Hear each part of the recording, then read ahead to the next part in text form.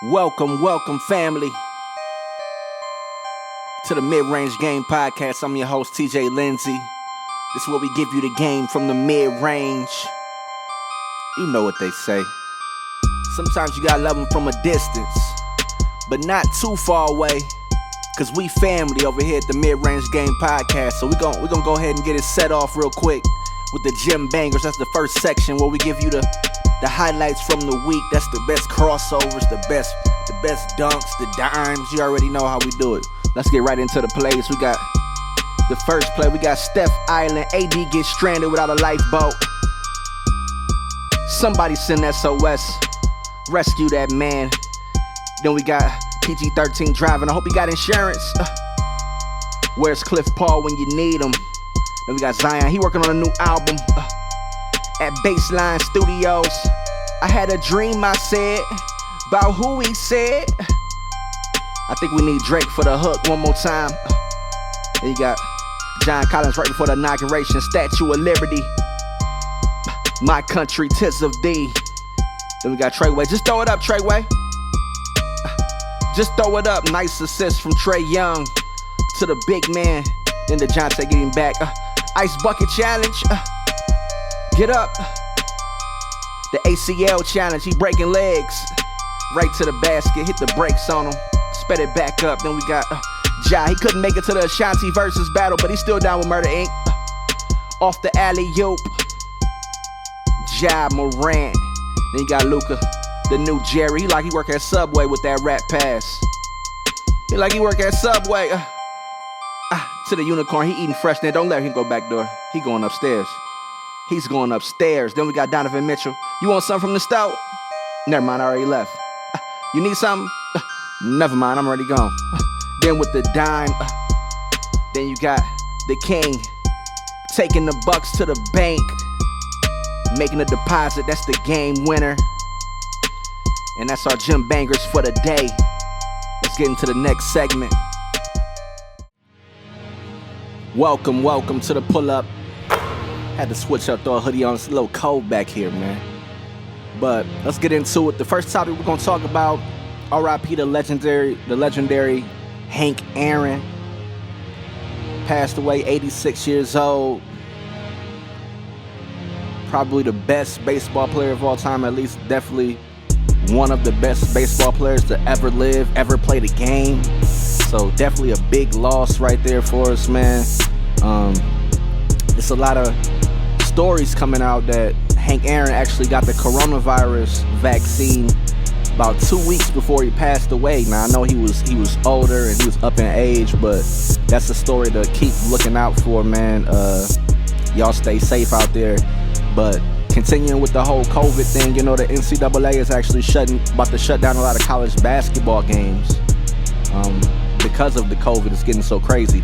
It's funny how the college sports are so quick to shut down, but the pro sports are going no matter what. It don't matter. You can have 10 people with a positive test and they keep going.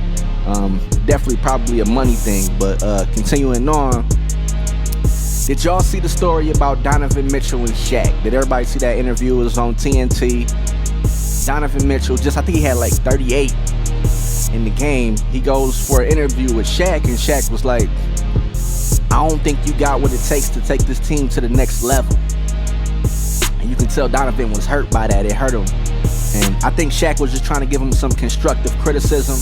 Shaq is he that type of person. He a big brother type guy in the NBA, so I'm not sure if he took it that way or not, but I think Donovan will take it positively. If anybody doesn't know the story of Donovan Mitchell, he didn't get a basketball scholarship right out of high school. He actually played baseball and then walked on. So, you know, his grind is outstanding if you see somebody with that type of perseverance. So I know he's going to come back a lot better, but he already been killing. So shout out to that young man. Keep balling.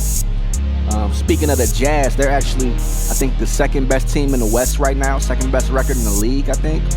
Behind the Lakers. I think the Clippers are right there. Are the Jazz a contender seriously? I think at this point, probably not. I think the only two real serious teams out the West right now is the Lakers and the Clippers. But in the East, we've been looking at the James Harden and the Kyrie and Durant, the trade that they made recently. KD and Harden looked great together when they was playing, but now you throw Kyrie in the mix and it just look like it's not enough balls on the court. Harden is sacrificing a lot of shots. Kyrie ain't taking no backseat to no man. Kyrie coming up pulling, he kind of like the Gilbert Arenas of this era as far as scoring the basketball, being so creative with it. But yeah, I think they definitely could be had. Like I said last week on the show, they need that Dennis Rodman, man. They gonna have to make a move and get him, or somebody got to step up, because defensively that team is not going to win a championship that way, the way that they constructed. I think in the Eastern Conference, the Sixers, the Bucks, and the Celtics have a chance to take out the Nets if they get into a series, just because defensively those are all better teams than the Nets. But I think they'll get it together, and once KD get the rolling, ain't no stopping them. I still got them going to the finals, but definitely a little cause for concern. A little bit of cause for concern right there, but definitely, I still got faith. Too much offensive firepower. They all might get 40 one game, and you just can't stop that no matter how good the defense is. Hopefully they make some moves, though. I'm hearing a lot of trade Kyrie talk. I don't think it gets to that point, but you know how that is. Now let's get into the NFL predictions. We got some big games coming up this week. We got Tom Brady versus Aaron Rodgers. Man, whew, that's going to be a classic quarterback duel. I can't wait for that game tomorrow. If I had to make a prediction, with the NFL, it seems like the team that comes on late is always the team that has more momentum. Like the Buccaneers have came on late, but the Packers been doing their thing all year long. If I had to make a prediction, I would take the Packers in a good one, a good nail biter. I think Aaron Rodgers, he looking in the mirror right now like Tom Brady, he can't mess with me. I think that's Aaron Rodgers' mindset. You don't get that good without that mindset. And he don't got the accolades Brady got, but I think he gonna take this opportunity to show the world that he's the best quarterback. But I'm gonna take the Packers in a good one though, 27-23. If I had to make a prediction, Aaron Rodgers, Tampa Bay got pretty good front four. I think Aaron Rodgers will be able to use his feet and find Devontae and find his other options. I think they'll get out of that game, but definitely something to watch for. Then you got the Chiefs and the Bills. Pat Mahomes had a concussion last game. Hopefully he's not passive and not trying to make the plays that he know he can make, but it's a tough one, man. It's very tough. Bills are a great team. Stephon Diggs, Josh Allen. Offensively, they can score points, but I think the Chiefs have a much better offense. We'll see. It's going to come down to, is Pat back at 100%, and can the Bills get stops? I'm going to take the Chiefs still. If Pat is in good condition, I'm going to take the Chiefs in a close one. I think that one's going to be more like 21-20. Late field goal, maybe. I think it's going to start off slow, but pick up. But that's it for the pull-up. We're going to move over to the next segment. Okay, so we're going to get into the spotlight portion of the podcast. Brought to you by So Serious Productions. Today we're going to talk about the black movies that just came out. We had a few really good black movies that just came out. One is on Netflix, Outside the Wire, starring my guy that played Franklin on Snowfall. And then my dude from The Banker, I forgot his name off the top of my head. Two great actors. They put on a great performance. I really like that movie. Then we had A Night in Miami, which was the movie about Muhammad Ali, Sam Cooke, Malcolm X, and Jim Brown all meeting in Miami. Now, that is true. They all did meet in Miami, but as far as the account of the movie, it's fictional. So I feel like that has to be. People have to know that this is something that it's kind of made up at the end of the day. But I feel like all the actors did a really good job in that movie. I feel like it was a good movie, but it kind of got to a point where it where it never like caught on. I never could, you know what I'm saying, really get into it. The part that really threw me off is when they had Malcolm X in the movie crying, and it just seemed a little bit weird. Like I said, it's a fictional account, but that's another movie to check out. Now, one of my favorites was the movie American Skin. Now, did everybody see that movie that came out yet? Starring Nate Parker from Great Debaters. He played Nat Turner, great actor, great script. The movie was just overall really powerful. I feel like that one would be probably my favorite out of the three, just because it had more layers to it than the other. Well, at least it had more layers to it than The Night in Miami. I still love the Outside the Wire movie, but we're gonna talk about that movie right here, actually in the mid-range game for the day. So we're gonna actually keep talking about the American Skin right here. This is the mid-range game for the day.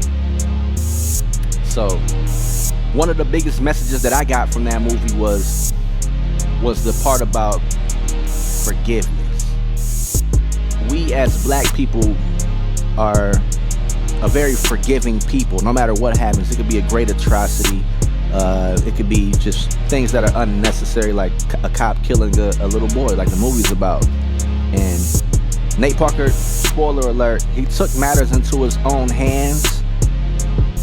But at the end of the day, he showed remorse for the cop, which is more remorse than that cop showed for his son.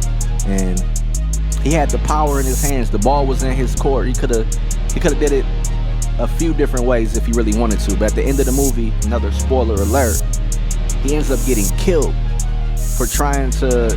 But he didn't kill any hostages, didn't do anything wrong. But as soon as he walks out, they kill him. And I feel like that shows America's relationship to the black man right there, as far as with no matter how forgiving or how remorseful you are, you're still seen as a threat.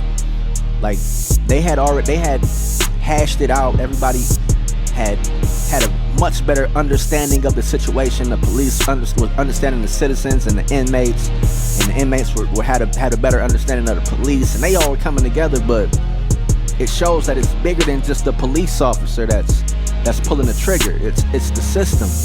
The system is designed to do these things. So keeping with that topic, everybody saw the Versus battle, I'm pretty sure, the Ashanti and Keisha Cole. They both had a round where they did songs with Tupac. And that kind of made me think about Machiavelli, the great thinker, the political scientist from back in the day. And he had some theories that were about power, about acquiring power, about maintaining power. And you got to think about it, in the U.S. standpoint, that is the MO of the government, the MO of the power structure is to maintain power. So they use these political strategies, political science strategies against the people, and you can see how they play out. So I'm gonna give a couple examples of how Pac was using the Machiavellian political science to become such the figure that he was, and also how the US uses it. So one of the principles that he talks about in the book The Prince, he talks about destroy, do not wound.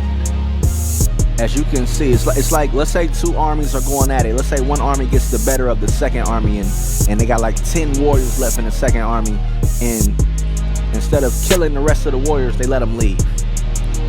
And the rest of the warriors go back, and they get reinforcements, they train up, they get more weapons, and they come back and they defeat the army because they let them go.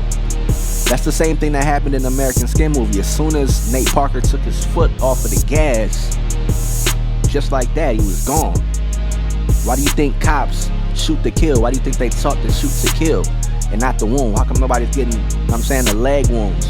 Because it's better to destroy than to wound. Because if you wound, somebody can come back stronger than they were before, and you can lose that upper hand that you had on them. So that's one thing you want to look at.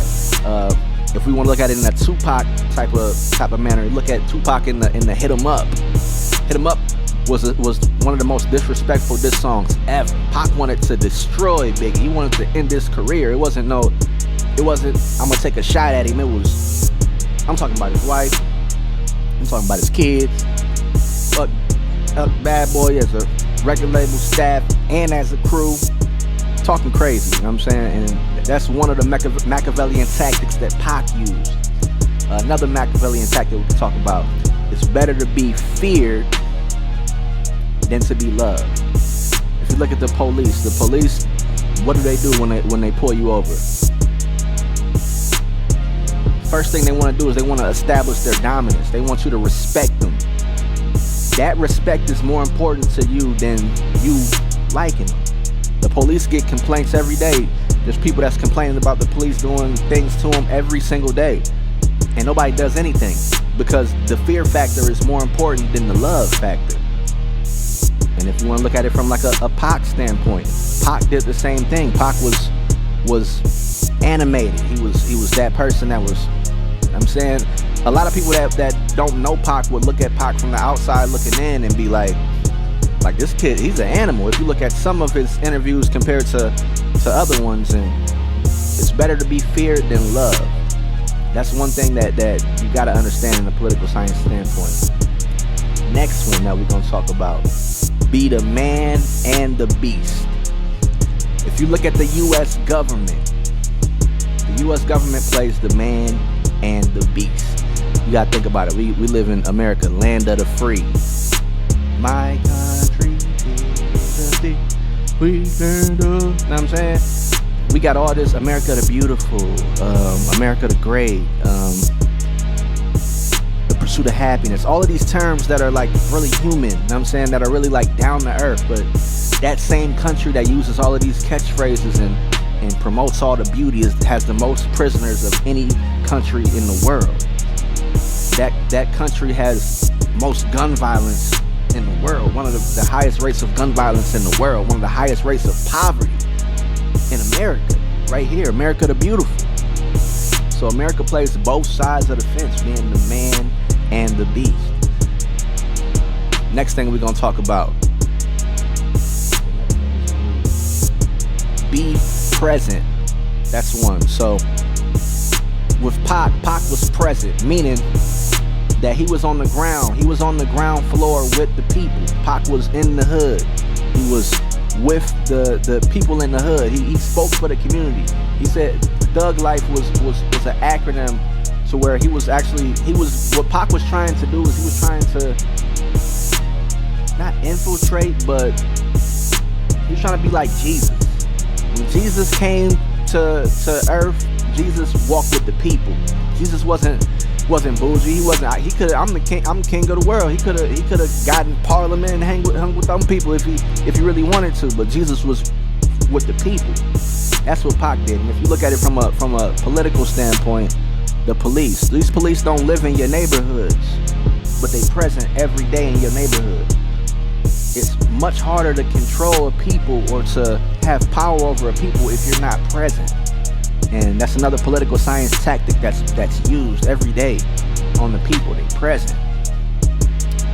Another one, do not be neutral. Do not be neutral. And I feel like that's something with us. We just talking about like the forgiveness piece. Black people overall are a very neutral people as far as in the whole political standpoint. You got Democrats, you got Republicans, and whatever. You got all of these different sides. And if you play the middle, you leave room for both sides to hate you. It's like the black people you'll go and vote for the Democrats, but not everybody will vote for the Democrats. But then the Democrats will tell you what they not gonna do for you after the fact. You'll do everything for them, and then they'll say that they're not gonna do anything for you because they resent you because you're not taking a side. Same thing with the Republicans. Once you vote for the Democrats, the Republicans don't like you. Let's say you are a black Republican and you with the Republicans. Now, most Republicans don't like the neutral parties that are not all the way in. So do not be neutral. You leave room for both sides to hate you if you're neutral. You gotta pick a side. And us as a people, I feel like that side has to be with the community and with our people.